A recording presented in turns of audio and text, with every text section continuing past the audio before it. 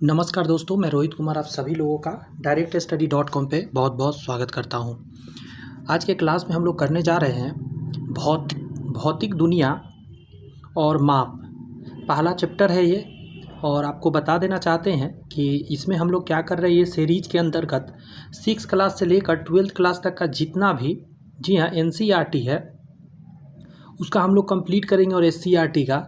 और इसमें एक और देखने वाली बात ये है आपको कि ये नॉर्मल नहीं है, इसमें सारे थ्योरी हम लोग कंप्लीट कर रहे हैं। अब नाम ही देख सकते हैं, पूरे साइंस का थ्योरी देखेंगे हम लोग। थ्योरी से बेनिफिट क्या होगा, क्योंकि ऑब्जेक्टिव का तो कई सारे क्लासेज मैंने चला दिया चैनल पे, तो बहुत सारे स्टूडेंट का डिमांड था कि सर थ्योरी भी एक बार करा देते तो और अच्छा रहता। तो मैं थ्योरी लेकर आया हूँ। NCERT SCERT पूरा बेस्ड है।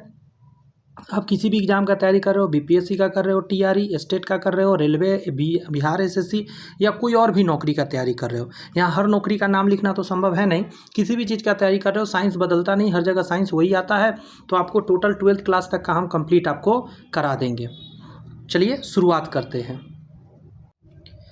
आगे बढ़ने से पहले थोड़ा सा मैं अपने बारे में बता दूं। जैसा कि आप जानकारी हुआ होगा आपको, मेरा नाम रोहित कुमार हुआ, और पेशे से मैं अगर बात करूँ तो आज गवर्नमेंट जॉब कर रहा हूँ, और 2009 से ही टीचर हूँ। टीचिंग करा रहा हूँ, बच्चों को पढ़ा रहा हूँ। हमारे यहाँ से बहुत बच्चे ऐसे हैं जो अलग अलग डिपार्टमेंट में सरकारी नौकरी लिए हैं, तो मेरे पास अच्छा खासा एक्सपीरियंस भी है। अगर देखा जाए 15 सालों का एक्सपीरियंस हो गया पढ़ाते हुए, बच्चों को जॉब देते हुए, और मैं खुद भी जॉब में हूँ। तो कहने का मतलब एक अच्छा एक्सपीरियंस है, मैं आपको अच्छे से गाइड कर सकता हूँ। आइए क्लास स्टार्ट करके देख लेते हैं क्या है आज का सेशन। ध्यान दीजिएगा, ज़रा गौर करिएगा। यहाँ पे है लिखा गया, पहला चैप्टर है हमारा फिजिकल वर्ल्ड एंड मेजरमेंट। ये क्या होता है इसको समझने का कोशिश करिएगा। यहाँ पे पहला पॉइंट में विज्ञान क्या है। सबसे पहले तो ये जानना भी जरूरी है कि हम विज्ञान पढ़ने जा रहे हैं, तो विज्ञान है ही क्या, यस और नो। तो देखेंगे लिखा गया है, विज्ञान शब्द की उत्पत्ति लैटिन शब्द सैंटिया से हुआ है, जिसका अर्थ है जानना, मतलब टू नो। अतः किसी भी तथ्यों को सही से प्रयास करके सफलतापूर्वक उसका ज्ञान प्राप्त करना ही विज्ञान है। आगे कह रहा है भौतिकी क्या है। तो भौतिक शब्द की उत्पत्ति कहा जाता है ग्रीक भाषा से हुआ है। और आपको मैं बताऊं एक मस्त बात, ये एग्जाम में आया हुआ क्वेश्चन है कि विज्ञान किस शब्द से बना हुआ है और भौतिकी किस शब्द से बना है। तो आप हंसेंगे कि उसमें भी कितने बच्चे गलती कर लेते हैं, क्योंकि एक ग्रीक है एक लैटिन है। अब ध्यान रखिएगा, तो विज्ञान को डालिएगा लैटिन शब्द और भौतिकी को डालिएगा ग्रीक शब्द। अच्छा, इसका अर्थ होता है प्राकृतिक। समझे, भौतिकी का अर्थ क्या है, प्राकृतिक। तो यहाँ कहा जा रहा है कि भौतिकी ऐसा विषय है जो हमारे प्रकृति और प्राकृतिक घटना जो भी है उसका विस्तार से बताना या जानना ही भौतिकी है। भौतिकी में सबसे पहला जो हमारा चैप्टर है उसमें हमको पढ़ना है यूनिट यानी मात्रक। क्या होता है ये यूनिट और मात्रक, आइए ना समझते हैं। पढ़िएगा जरा मेरे साथ साथ। कह रहा है विज्ञान मापन पर आधारित है। विज्ञान मापन पर मतलब बिना आप मापे हुए, कैलकुलेट करे हुए आप विज्ञान में आगे बढ़ ही नहीं सकते। आप कहेंगे ऐसा क्यों, तो समझिए। किसी भी क्वांटिटी की माप हेतु मानक माप की आवश्यकता होती है।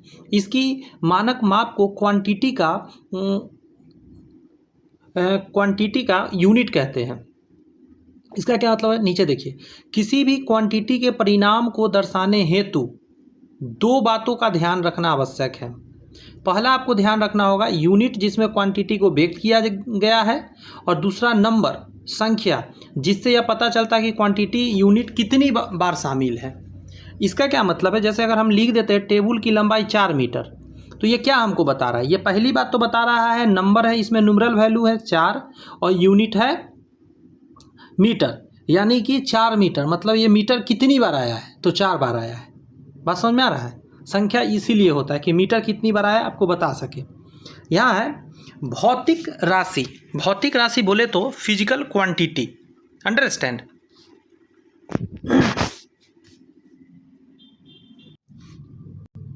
चलिए इसमें पहला पॉइंट अगर समझेंगे आप, तो लिखा गया है भौतिक के नियमों को जिन पदों में व्यक्त किया जाता है उसे भौतिक राशि कहते हैं। यह 2 प्रकार के होते हैं भौतिक राशियां, हम लोग जानते हैं। पहला कहा जा रहा है मूल राशि, जिसको बेसिक क्वांटिटी बोलते हैं। दूसरा आपको व्युत्पन्न राशि, जिसको ड्राइव्ड क्वांटिटी बोलते हैं। अच्छा, क्या मतलब है, आइए देखते हैं इसको मतलब को। यहाँ करा बे राशि जो स्वतंत्र मानी जाती है उसे मूल राशि कहा जाता है। ये इसका संख्या 7 है टोटल। आगे हम आपको भी बताएंगे, जैसे लंबाई हो गया, द्रव्यमान हो गया, समय हो गया, ये सारे स्वतंत्र हैं। और इसी के आधार पर जिसको बनाया जाता है उसको डिराइव्ड क्वांटिटी बोलते हैं। समझे, ये भौतिक लिखा था, गलती से ऐसे लिखा गया। वे भौतिक राशि जो मूल राशि की सहायता से व्यक्त किया जाता है व्युत्पन्न राशि कहलाता है। जैसे आयतन हो गया, घनत्व हो गया, क्षेत्रफल हो गया। मूल राशि के मात्रक को मूल मात्रक यानी बेसिक यूनिट तथा व्युत्पन्न राशि के मात्रक को व्युत्पन्न राशि यानी डिराइव्ड यूनिट कहते हैं। पूरे विश्व में पाए जाने वाले प्रमुख मात्रक 3 प्रकार की है, जैसे फुट, पाउंड, सेकेंड पद्धति। याद रखिएगा, इसको ब्रिटिश पद्धति कहते हैं। यही क्वेश्चन आता है एग्जाम में। ये कहाँ पे चलता है? तो ये चलता है ज़्यादातर ब्रिटेन में चलता है। यानी कि इसमें एक चीज़ जानना है कि इससे एक छोटा सा एकदम बच्चों वाली क्वेश्चन बनता है, लेकिन जानकारी ना हो तो काम खराब हो सकता है। जैसे लंबाई का इसमें फुट में नापते हैं, द्रव्यमान को इसमें पाउंड में नापते हैं वजन को, और समय को इसमें सेकेंड में नापते हैं। और एक खास बात है कि ये क्वेश्चन एग्जाम का था कि कौन ऐसा यूनिट है जिसको तीनों पद्धतियों में समान है, तो वो है सेकेंड ही। देखिए, सेकेंड इसमें भी है, समय को सेकेंड इसमें भी, और समय का सेकेंड इसमें भी है। तो जो अच्छे से तीनों को जानेगा वो जवाब दे पाएगा। तो ये बात याद रहेगा, ब्रिटिश जो पद्धति बोला जाए या आपको फुट, पाउंड, सेकेंड बोला जाए, उसमें याद रखना लंबाई को फुट में, द्रव्यमान को पाउंड में और समय को सेकेंड में मापा जाता है। क्लियर है? आगे कहा जा रहा है सेंटीमीटर, ग्राम, सेकेंड पद्धति। इस पद्धति में लंबाई की मात्रक मीटर, द्रव्यमान का मात्रक किलोग्राम और समय का मात्रक सेकेंड है। इस सिस्टम पद्धति में मीटर पद्धति भी कहा जाता है। मीटर पद्धति कहा जाता है। ये पूछा जाता है सीजीएस को, कौन सा पद्धति बोलते हैं? तो मीट्री पद्धति या मैट्रिक्स मेथड बोलते हैं। मैट्रिक्स याद रखिए, मीट्रिक मेथड या मैट्रिक्स पद्धति बोलते हैं। ये पूछा हुआ क्वेश्चन है एग्जाम का, इसको ख्याल रखना है। अच्छा, ये तो जान ही होगा, इसमें लंबाई मीटर में नापा जाता है, द्रव्यमान को किलोग्राम में और समय को सेकंड में। लेकिन एक और है जिसको बोलते हैं मीटर, किलोग्राम, सेकंड, जिसको एमकेएस सिस्टम, यही हमारे यहाँ चलता है। लंबाई को मीटर में, द्रव्यमान को किलोग्राम में तथा समय को सेकेंड में नापते हैं। इतनी बातें आप आई थिंक जानते भी होंगे। नहीं जानते कोई बात नहीं, धीरे धीरे आप जानिए मेरे साथ। यहाँ कह रहा है मात्रक अंतर्राष्ट्रीय पद्धति। तो यहाँ कहेंगे आप 1960 में पेरिस में संपन्न, गौर से देखिएगा, 11वीं कौन सी 11वीं तौल एवं माप सम्मेलन मात्रक की अंतर्राष्ट्रीय पद्धति का जन्म हुआ। इस सम्मेलन में 6 मूल मात्रकों को परिभाषित किया गया। इसमें टोटल 6 मूल मात्रक को परिभाषा दिया गया। आगे कह रहा है कि 1970 में 14वीं मापतौल पद्धति में एक और मूल मात्रक को परिभाषित किया गया, अतः मूल मात्राओं की संख्या 7 हो गई। नेक्स्ट है आपका कि मात्राओं के अंतर्राष्ट्रीय पद्धति के अंतर्गत ज्यामिति के 2 राशि, जिसको समतल कोण, प्लेन एंगल एंड घन कोण, सॉलिड एंगल, जो कि भौतिक राशि नहीं है, उन्हें संपूरक मात्रक के रूप में परिभाषित किया गया। ये मैथ में मेनली यूज होता है, लेकिन इसको भी कहीं ना कहीं फिजिक्स में कभी कभी यूज होता है, इसलिए इसका भी एक मात्रक माना गया। तो अगर मात्रक का अंतर्राष्ट्रीय पद्धति को हम लोग इंग्लिश में बोलते हैं सिस्टम इंटरनेशनल डी यूनिट्स। ठीक है, संक्षेप में एसआई यूनिट कहते हैं इसको। जैसे यहाँ देखिएगा, एसआई यूनिट के 7 मूल मात्रक हैं। पहला है आपका, याद रखना है हर हाल में, इसको मीटर में नापते हैं लंबाई को, और स्मॉल एम से इसको सूचित करते हैं। द्रव्यमान को केजी से नापते हैं, और इसमें छोटका के और छोटका जी से सूचित इसको करते हैं।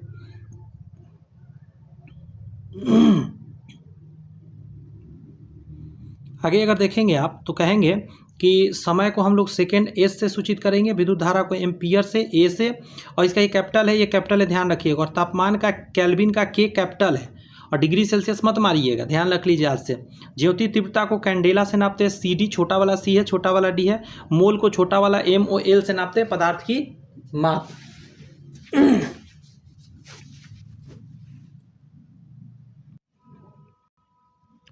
आगे आइए, और जैसा कि मैंने अभी बताया था कि 2 अलग से बनाया गया था। एक का नाम है प्लेन एंगल, समतल कोण, जिसको रेडियन में नापते हैं, RED लिखते हैं, और एक और है सॉलिड एंगल, जिसको स्टेरेडियन में नापते SR लिखा जाता है।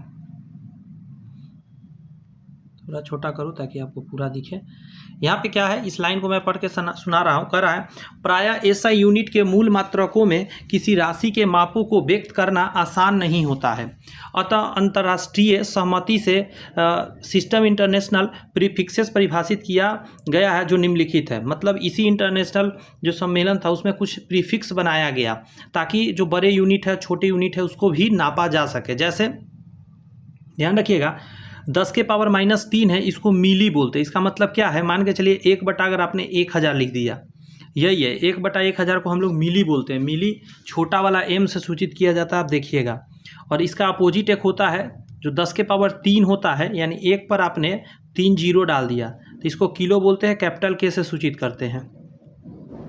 तो ये है मिली, तो ये है किलो, 10 के पावर -3। 10 के पावर -6 को कहा जाता है माइक्रो, और माइक्रो को ऐसे लिखा जाता है, ये माइक्रो साइन देख सकते हैं आप। और मेगा होता है 10 के पावर 6, किलो मेगा। इधर आइए, 10 के पावर -9 को नैनो बोला जाता है, 10 के पावर 9 को गीगा बोला जाता है, कैपिटल जी से सूचित करते हैं। 10 के पावर -12 को पीको बोला जाता है, कैपिटल पी है, ध्यान रखिएगा। और यहाँ पे मिस्टेक लिखा गया, छोटा वाला पी होता है, पीको के लिए छोटा वाला पी होता है। और आगे है आपका 10 के पावर 12 को टेरा बोला जाता है, कैपिटल टी। 10 के पावर -15 को फेम्टो बोला जाता है, छोटा वाला एफ। 10 के पावर 15 को बोला जाता है पेटा, कैपिटल पी। 10 के पावर -18 को एटो बोलते हैं, स्मॉल ए। 10 के पावर 18 को एक्सा बोलते हैं, कैपिटल ई। इतना प्रीफिक्स आपको थोड़ा सा याद रखना है, बार बार देखते रहना है। आगे है व्युत्पन्न मात्रक, यानी जिसको डिराइव्ड यूनिट बोलते हैं। तो डिराइव्ड यूनिट क्या होता है?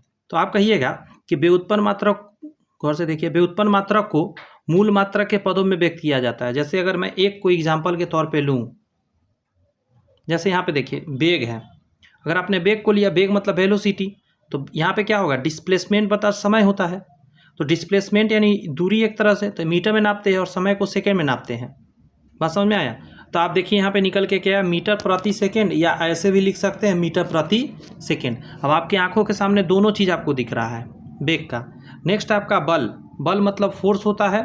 और यहाँ पे हम कहेंगे द्रव्यमान गुना त्वरण, द्रव्यमान का त्वरण से गुना कर देंगे तो निकल के आ जाएगा बल। जैसे केजी गुना पर मीटर स्क्वायर, पर मीटर, सॉरी मैं गलत थोड़ा सा बोल रहा हूँ, मैं सही कर रहा हूँ।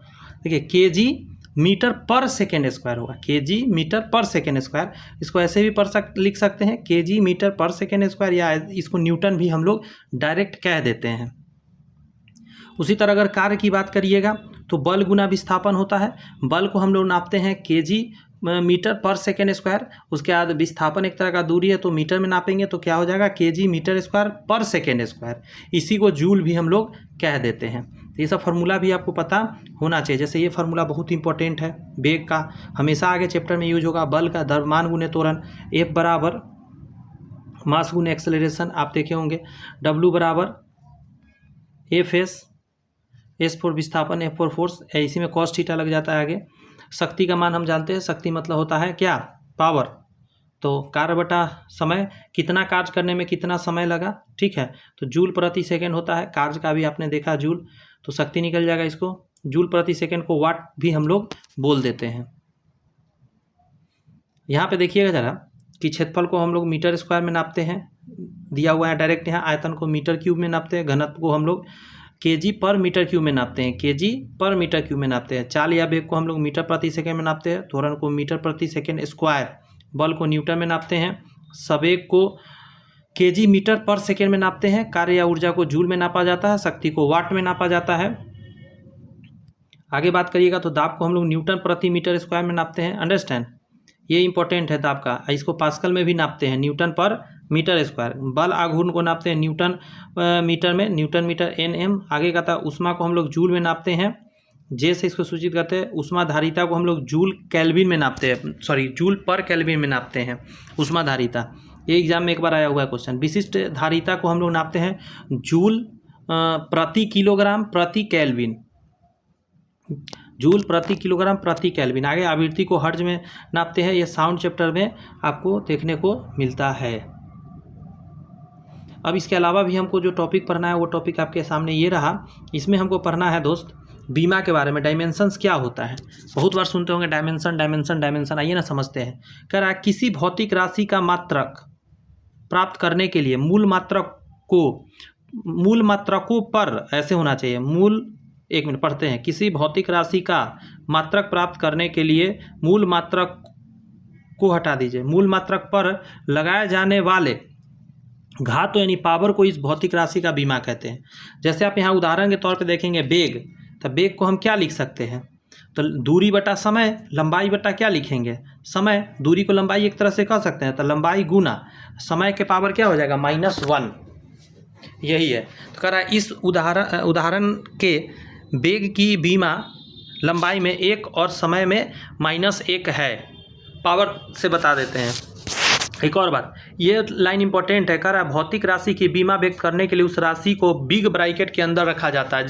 एग्जाम्पल में देखिएगा, बड़ा ब्रैकेट बेग लिखा हुआ है, आपको खुद समझ में आ जाना चाहिए कि इसके बराबर में क्या लिखाएगा। तो लिखाएगा बेग का बीमा। नीचे आपका कह रहा है त्वरण, त्वरण के बराबर में क्या लिखा जाएगा, तो त्वरण का बीमा।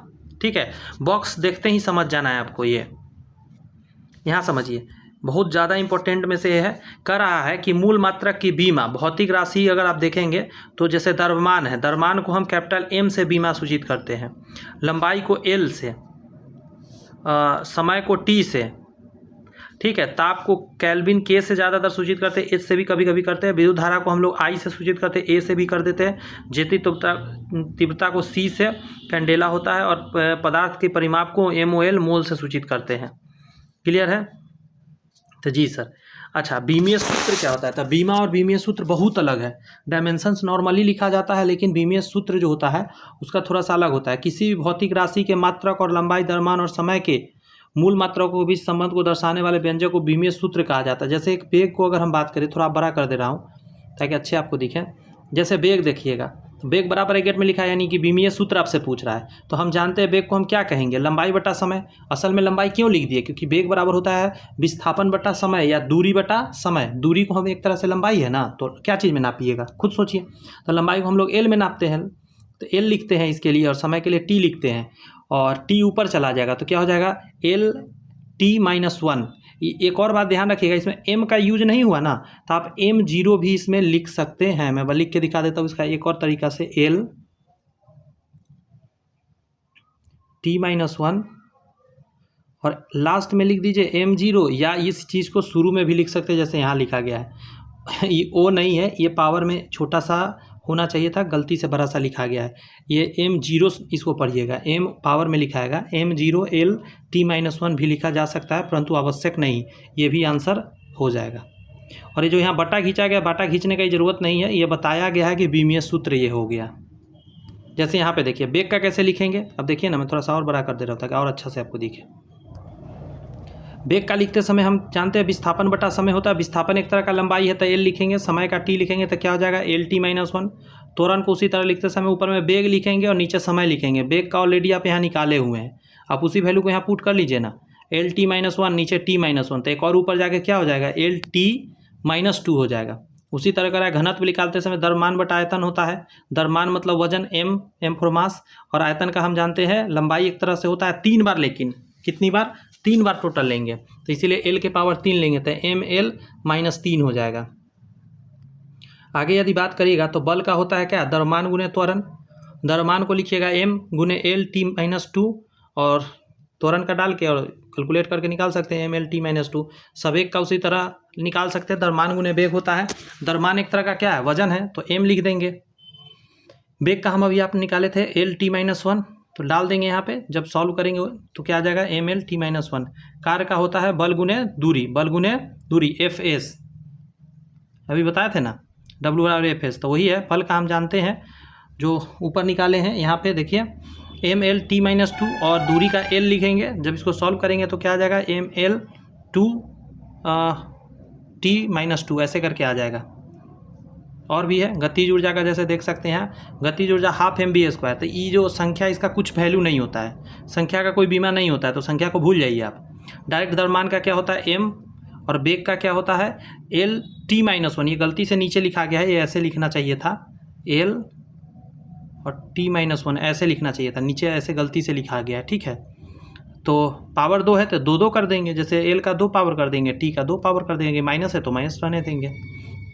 उसी तरह हम लोग शक्ति का जानते हैं, कार्य बटा समय होता है। कार्य का ऊपर में हमने निकाले थे और T नीचे आएगा, तो यहाँ पे क्या होगा, आप देख सकते हैं एक और T जाके ऊपर घट जाएगा। नेक्स्ट है आपके सामने बल आघूर्ण, तो बल गुने दूरी होता है, तो बल का हम जानते हैं ML-T-2, और दूरी का L होता है, तो यहाँ निकल के आ जाएगा ML-T-2। दाब का हम जानते हैं बल बटा क्षेत्रफल होता है, बल का हम लोग जानते हैं ML-T-2, और क्षेत्रफल का हो जाएगा L के पावर 2, ऊपर जाएगा तो ऑलरेडी ऊपर 1 था तो 1 कम हो जाएगा, तो ML-1T-2 हो जाएगा। यहाँ एक और चीज़ देखिएगा, प्रतिबल यानी स्ट्रेस की बात कर रहा है, प्रतिबल की बीमा दाब के बराबर होती है, यानी कि ML-1T-2, ये भी ध्यान रखना है। आगे है विकृति का कोई भी नहीं निकल पाएगा कि विकृति लंबाई में परिवर्तन बटा प्रारंभिक लंबाई, तो ऊपर भी एल या बाद में भी एल, एल एल कट जाएगा तो क्या आ जाएगा 1 आ जाएगा। संख्या का कोई होता ही नहीं है, तो विकृति एक विमाहीन भौतिक राशि है। उसी तरह कोण की बात करिएगा तो चाप बटा हो जाएगा त्रिज्या, त्रिज्या भी दूरी है, चाप भी दूरी है, तो एल बटा एल कट के 1 आएगा, संख्या का कोई वैल्यू है नहीं। आवृत्ति का हम जानते हैं 1 बटा समय होता है, तो 1 बटा टी हो जाएगा, टी ऊपर चला जाएगा तो टी माइनस 1 हो जाएगा। यहाँ पे चैप्टर खत्म होता है, तो छोटा छोटा ये बातें एक दो देख लीजिए। छोटा पहला चैप्टर था, अगला चैप्टर बहुत ज़्यादा काम का होने वाला है, क्योंकि गति एवं विराम जानते हैं कितना महत्वपूर्ण चैप्टर है और इससे कितने क्वेश्चन एग्जाम में बनते हैं, तो उस चैप्टर लेकर आ रहे हैं। तो चैनल सब्सक्राइब करके बेल आइकन जरूर प्रेस कर लीजिएगा। यहाँ का रहा है प्रमुख मात्रक के बीच संबंध, जैसे 1 कैरेट बराबर होता है 200 मिलीग्राम। बहुत बार सुनते हैं ना 1 कैरेट 1 कैरेट 1 कैरेट सोना है, तो 1 कैरेट सोना का मतलब क्या होता है 200 मिलीग्राम मात्र होता है। आगे कहा जा रहा है 1 मीटर यानी कि 39.37 इंच होता है। 1 मीटर के अंदर कितना होता है 39.37 इंच होता है। आगे कहा जा रहा है आपको 1 मील बराबर होता है 5282 फीट, फीट में अगर देखा जाए, या हम कह सकते हैं इसको 1.609 किलोमीटर होता है। आगे यदि बात करिएगा 1 एंगस्ट्रम जो लिखा जाता है, ऐसे ऐसे देखे होंगे कहीं लिखा हुआ, ऊपर में 0 लिख देते हैं ए के, तो 1 एंगस्ट्रम बराबर होता है 10⁻⁻8 सेंटीमीटर। अगर इसको मीटर में लिखा 10⁻⁻10 मीटर होता है। तो डायरेक्ट क्वेश्चन एग्जाम में पूछा हुआ है, पता है आपको कि 1 एंगस्ट्रम बराबर कितना होता है, ऑप्शन में ऐसे ऐसे कुछ कुछ दिया हुआ था, तो आंसर क्या था 10⁻10 मीटर। नेक्स्ट 1 प्रकाश वर्ष, ये भी कई बार एग्जाम में डायरेक्ट पूछा हुआ है, तो इसका हो जाता है 9.46 × 10⁻15 मीटर होता है। 1 पार्सेक बराबर भी कई बार एग्जाम में आया हुआ है 3.084 × 10⁻16 मीटर। आगे का रहा है 1 माइक्रोन, तो 1 माइक्रोन बराबर होता है 10⁻⁻6 मीटर। 1 माइक्रोन बराबर क्या होता है 10⁻⁻6 मीटर। नेक्स्ट है 1 ATM मतलब एटॉमिक मास यूनिट, इसका इतना वैल्यू दिया गया 1 जूल बराबर, ये भी बहुत बार एग्जाम में आया हुआ डायरेक्ट, ये लाइन ये वाला 1 जूल और कितना अर्घ होता है 10⁻7 अर्घ होता है। कैलोरी में 0.239 कैलोरी है, ये आया हुआ है एग्जाम में, ये अभी तक नहीं आया हुआ है, आता तो यही है। उसी तरह ये कई बार एग्जाम में आया कि 1 न्यूटन बराबर 10⁻⁻5 डाइन होता है, इसको थोड़ा सा ख्याल रखिएगा। और आगे देखिएगा इसके जो ऑब्जेक्टिव है, अब आप सोचेंगे कि ऑब्जेक्टिव भी सर करा देते तो अच्छा रहता, तो जी नहीं, ऑलरेडी मैं ऑब्जेक्टिव करा दिया हूँ। आइए मैं दिखाता हूँ कहाँ पे मैं कराया हूँ, जो भी चैप्टर पढ़ाऊँगा उसका ऑब्जेक्टिव मैं आपको ऑलरेडी करा दिया हूँ। ध्यान दीजिए, जब आप जाएंगे हमारे चैनल पे तो प्लेलिस्ट में जब जाएंगे तो आप देखिएगा जरा प्लेलिस्ट में कहाँ मिलेगा इसका ऑब्जेक्टिव। ये रहा हमारा चैनल का प्लेलिस्ट, ये अभी नया PDF, ये जो नया प्लेलिस्ट बना है ये अभी इसमें अपलोड होगा वीडियो, ठीक है। कंप्लीट साइंस थ्योरी BPSC ऐसे करके बना है, इसी के अंदर ये जो अभी वीडियो अपलोड होगा अभी वाला। इसके अलावा आप देखेंगे तो ये मैथमेटिक्स का चल रहा है ब्रह्मास्त्र का, इसमें सारे वीडियो अपलोड हो रहे हैं। ये चल रहा है जिसमें पूरे ये बुक का साइंस का कराया जा रहा है, पूरा साइंस प्रीवियस ईयर कराया जा रहा है, सॉरी मैथ्स प्रीवियस ईयर कराया जा रहा है, जो भी आया ये देखिए इसी में मिलेगा। ये जो देख रहे हैं 36 वीडियो, इसमें फिजिक्स लिखा हुआ है ना, फिजिक्स केमिस्ट्री और बायोलॉजी, ठीक है। साइंस लिखा हुआ है, इसमें टोटल साइंस है आपका, इसी में इसका ऑब्जेक्टिव मिलेगा। हर एक चैप्टर जो पढ़ा रहे हैं ना उसके जस्ट आफ्टर जो ऑब्जेक्टिव बनेगा इसके अंदर अपलोड होता रहा, अपलोड ऑलरेडी हो रखा है, आप जाकर देख सकते हैं ना, लिखा हो फिजिकल वर्ल्ड एंड मेजरमेंट, तो ये वीडियो जाकर देख लीजिएगा, उसमें सारे ऑब्जेक्टिव आपको मिल जाएंगे इस चैप्टर से, ठीक है। तो इसका थोड़ा सा ख्याल रखिएगा। इसके अलावा अगर आप भी चाहते हैं तो बहुत सारे प्लेलिस्ट बना है, उसको भी जाके देख सकते हैं। फिलहाल ये वाला प्लेलिस्ट में जाकर आप देख लीजिएगा, आपको ऑब्जेक्टिव इसके मिल जाएंगे। तो मिलते हैं नेक्स्ट वीडियो में, चैनल सब्सक्राइब करके बेल आइकन प्रेस कर लीजिए, सारे इसी तरह चैप्टर आपको मिलते रहेंगे। All the best, bye bye, thank you.